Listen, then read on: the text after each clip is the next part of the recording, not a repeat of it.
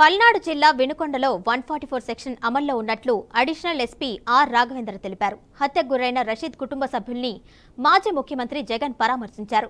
ఎలాంటి ఉద్రిక్త వాతావరణం ఏర్పడకుండా భారీ బందోబస్తు ఏర్పాటు చేసినట్లు అడిషనల్ ఎస్పీ తెలిపారు.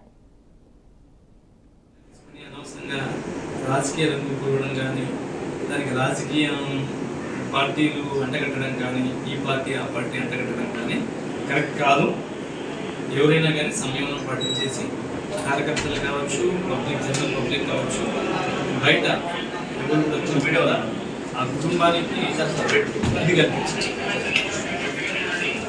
వాళ్ళిద్దరి మధ్య ఏదైతే అక్యూజ్డ్ డిసీజ్డ్ ఉన్నారో వాళ్ళిద్దరి మధ్య పాత కక్షలు ఉన్నాయి. వాళ్ళిద్దరు ఇదివరకు ఫ్రెండ్స్. వాళ్ళ పాత కక్షల నేపథ్యంలో వాళ్ళు ఊరుకోరు గొడవపడము, మాట్లాడుకోవడం, మర్చిపోవడము, తర్వాత హత్య గావించబడడం అనేటువంటి జరిగింది. ఏదైనా ఆ కుటుంబానికి బాధాకరమైనటువంటి విషయమే.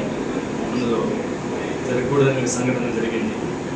ఈ నేపథ్యంలో మనం కూడా లా అండ్ ఆర్డర్ ఇష్యూస్ రాకుండా ఉండడానికి టౌన్లో ఈరోజు 144 సెక్షన్ ఉంది. ఇక్కడ బయట నుంచి కూడా పబ్లిక్ అనవసరంగా టౌన్లోకి వచ్చేసి ఇది చేయడానికి అవకాశం లేదు.